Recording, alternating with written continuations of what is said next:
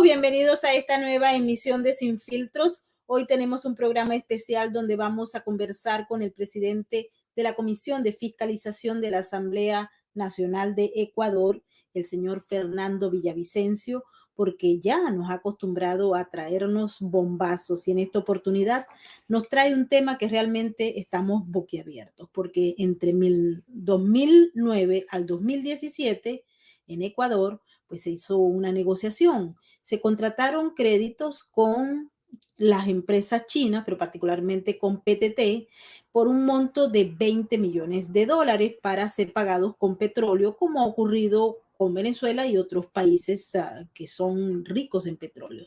El asunto está en que China financió esos créditos con bancos europeos que a su vez tenían pues unas empresas de intermediación.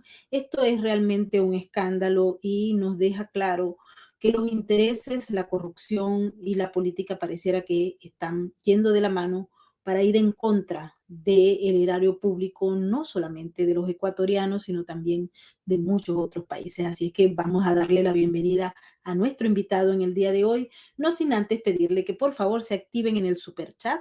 Recuerden que para nosotros es muy importante todos sus comentarios y opiniones. También les pedimos que nos regalen un like y que compartan estos videos con sus amigos, familiares y contactos para que podamos vencer la censura.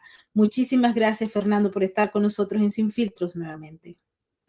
Bueno, Maybor, un saludo desde Ecuador, un saludo a tu audiencia. No es que estemos acostumbrados, pero de alguna manera sí, a revelar estas tragedias recurrentes en América Latina y en este país en particular, que es pequeño, pero con una corrupción que lo cuadruplica.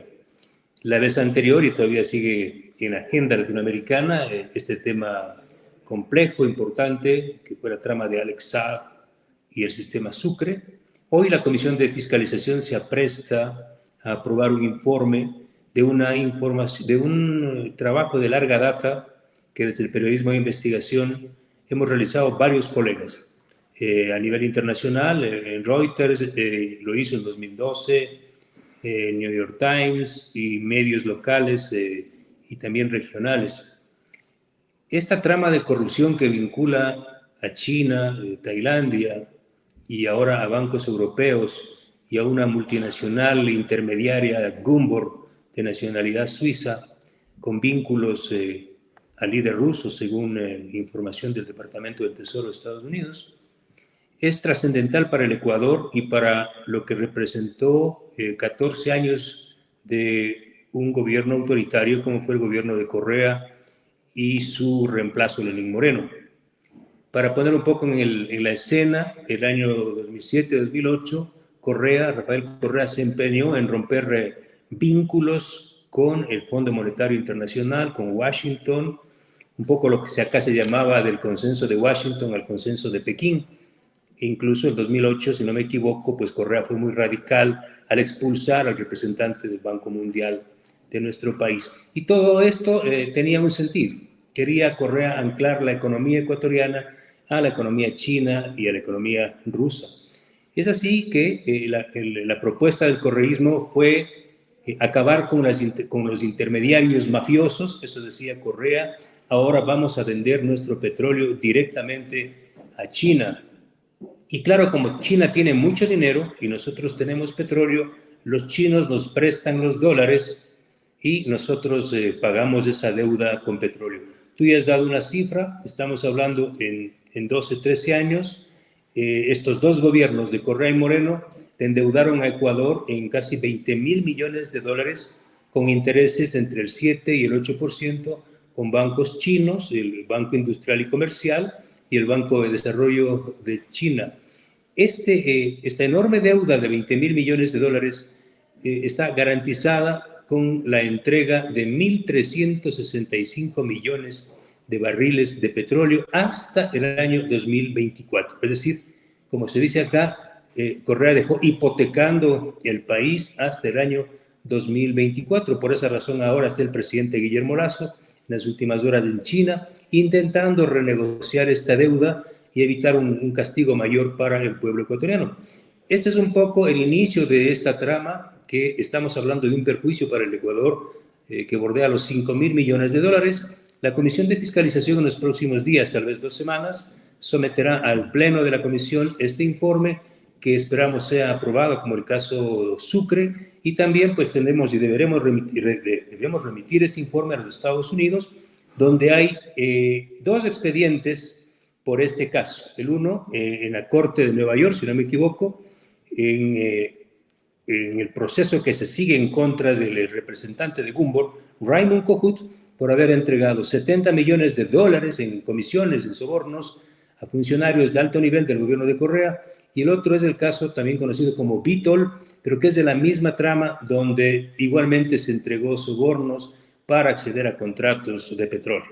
Hay un grupo de empresas y de bancos que están involucrados. En el caso de China tenemos a PetroChina, a Unipec y a PTT, ¿no? Y en el caso de los bancos, que quisiera que lo ampliara Fernando, está nada menos y nada más que el banco ING, el banco Nactisis y también la Société Générale de París, que son unos bancos que, bueno, han estado vinculados también a otros negocios que terminaron siendo escandalosos. De hecho, en Venezuela, estos bancos también han sido señalados en varias oportunidades en eventos de corrupción. ¿Cómo entra los bancos? ¿Se conoce más o menos cómo es la relación de las empresas chinas? Hay que recordar que las empresas chinas están vinculadas a el Partido Comunista Chino, porque en China la empresa privada siempre tiene presencia del Partido Comunista Chino en su junta directiva, pero particularmente estas se hicieron más o menos en el marco de lo que es la parte pública y no privada. Adelante, Fernando. Claro, para nosotros esta es una trama sórdida en la que se revela de cómo el Estado chino prestó sus instituciones financieras y petroleras para una trama delictiva transnacional, porque China obtuvo los dólares para prestarle al Estado ecuatoriano a través de la intermediación de estos bancos franceses, belgas y suizos que tú has mencionado. Hay uno más, entiendo que es el Paribas. Esto ya configura un delito transnacional, porque lo que hizo China es ignorar el petróleo ecuatoriano, un recurso natural, para que estos bancos hagan negocios a futuro. Ellos vendieron nuestros contratos, negociaron nuestros contratos en el mercado de futuro y obtuvieron los dólares para prestarnos de nuestro propio petróleo. Es decir, nos prestaron nuestro propio dinero porque el petróleo es dinero líquido. No estamos hablando de que es un commodity que tiene posibilidades de venderse o no. El petróleo es dinero líquido. Estos bancos se prestaron para esta trama y aquí aparece la empresa vinculada a Natixis y a estos otros bancos, que es la empresa Gumbor. Es Gumbor a través de 4 o 5 de sus empresas relacionadas, Taurus Petroleum, Castor Petroleum, Ursa Shipping, Core Petroleum, son las compañías del grupo Gumbor que toman el petróleo ecuatoriano a nombre de PetroChina y PetroTailandia en el puerto de Ecuador y revenden a Perú principalmente. Toman el petróleo con un precio inferior al del mercado. Según el reporte de Petroecuador, el reporte señala, oficial, entregado hace pocos días a la Asamblea Nacional, que Petroecuador entregaba y entrega todavía el petróleo a China y Tailandia más o menos $3.69 inferior al precio del mercado. Entonces, estos intermediarios, Gumbor, revende ese petróleo a precio de mercado en Perú, Chile, Panamá y Estados Unidos y se gana $3.69. Si nosotros hacemos una operación básica de 1.365 millones de barriles comprometidos por el gobierno de Correa con China y Tailandia para pagar la deuda de $20.000 millones, el país dejó de percibir cerca de $5.000 millones. En buen romance, estos intermediarios se inyectaron a la vena $5.000 millones del petróleo ecuatoriano por actividades de intermediación. Y en todo esto participa directamente el gobierno de China y, por supuesto, la compañía Gumbor, que está vinculada, de acuerdo con información, al actual presidente de Rusia, Vladimir Putin. Fernando, se supone que para que se produjera esta operación tan escandalosa, necesariamente, pues al ver cómo opera Gumbor y cómo operan estas otras empresas, hubo o se supone que hubo pago de soborno a funcionarios ecuatorianos, porque esto es importante aclararlo, ya que Gumbor está siendo justamente procesada aquí por el pago a funcionarios para lograr contratos y negocios como el de la intermediación. Suponemos que en el caso de Ecuador se procede con el mismo esquema. Claro, lo que entiendo yo le faltaba a la justicia americana son estos endosos que tenemos ahora de forma exclusiva en la Asamblea de Ecuador, donde se puede apreciar cómo las compañías chinas endosan como un cheque los cargamentos de petróleo está endosado por PTT, a Société Générale de Francia, de París, y endosa a Gumbor S.A. Y Gumbor vende este cargamento de petróleo a Petroperú. Esta información no tenían, por eso es que no podían explicarse cómo así Gumbor o Raymond Cojut, que está procesado en Estados Unidos, acusado de entregar sobornos a Petroecuador, pagaba un soborno a Petroecuador. ¿Para qué si Gumbor no tenía contratos con Petroecuador?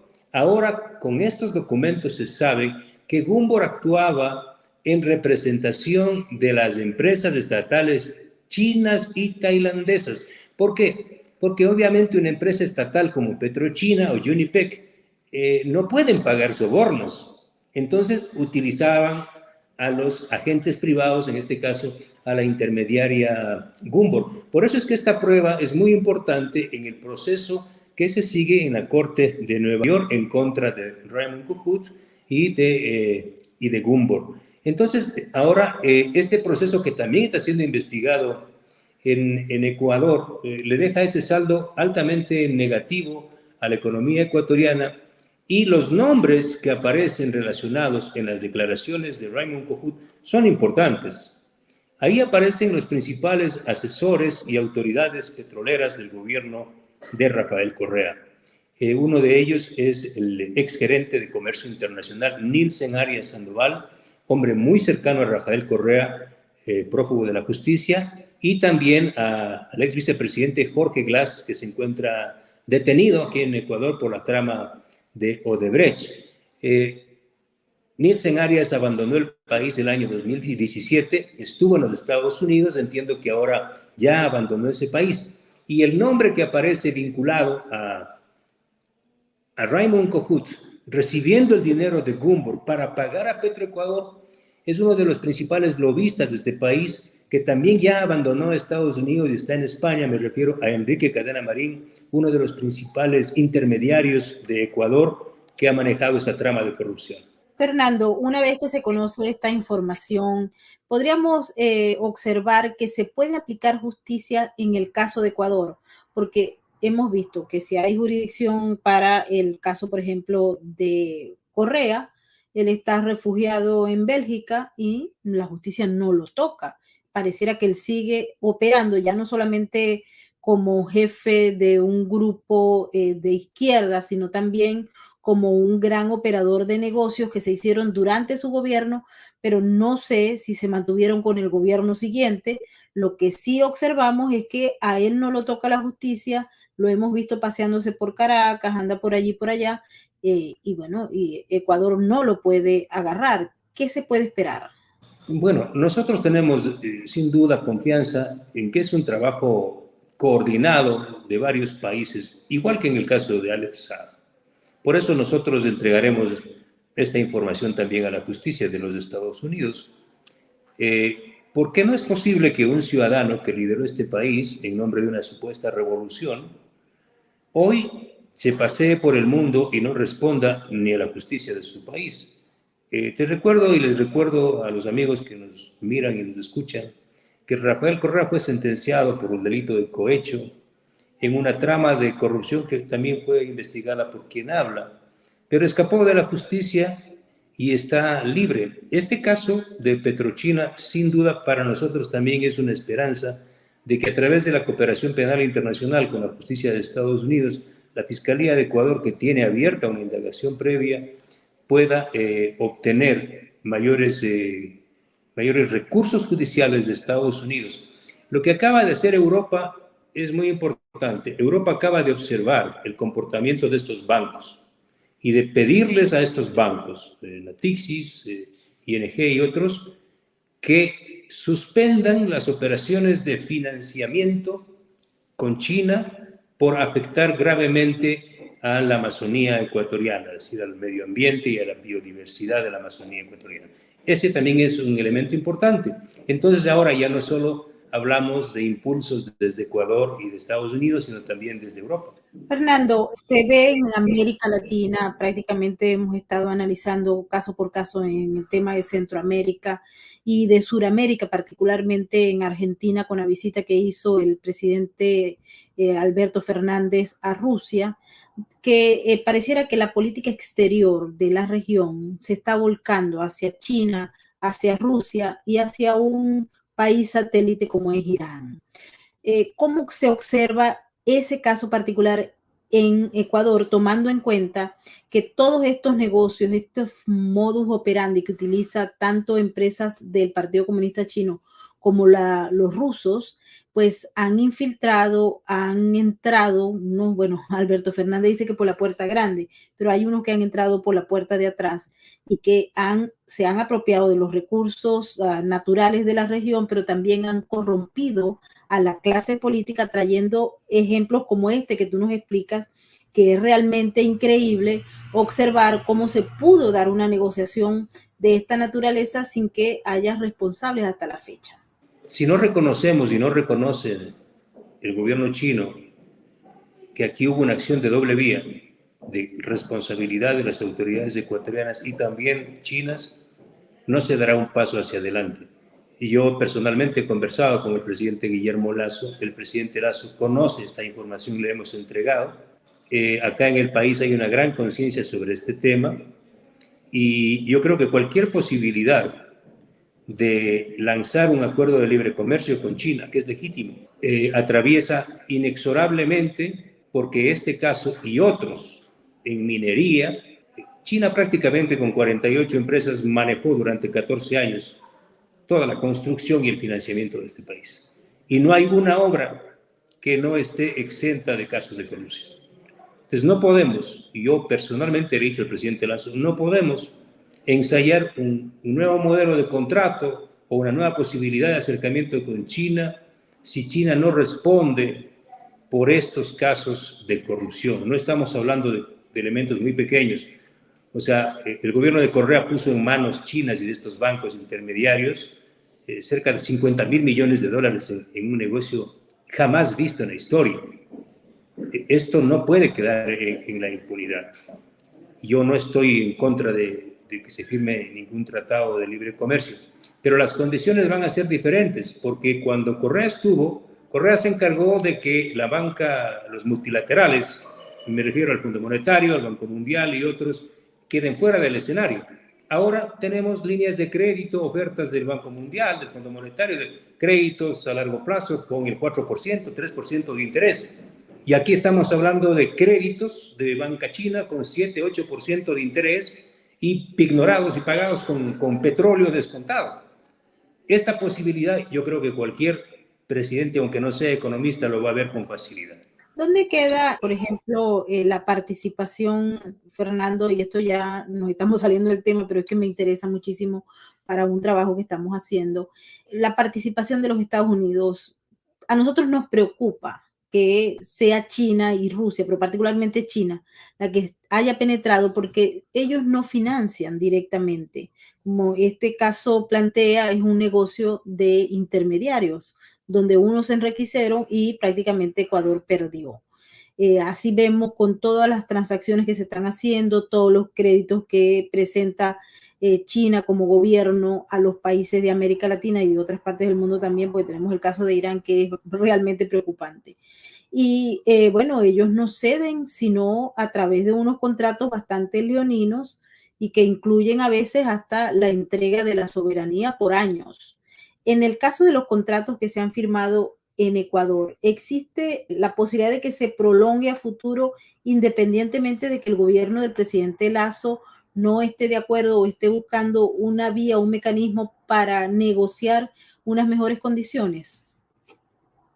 En este tipo de contratos, en este caso de la línea de crédito financiadas con petróleo, hay una investigación en Estados Unidos que da cuenta del pago de sobornos. Entonces, ningún país que se precie de ser soberano y donde prime el Estado de Derecho puede tolerar que estén en vigencia contratos que visiblemente y judicialmente están marcados de corrupción. O sea, aquí no hay que hacer mucho.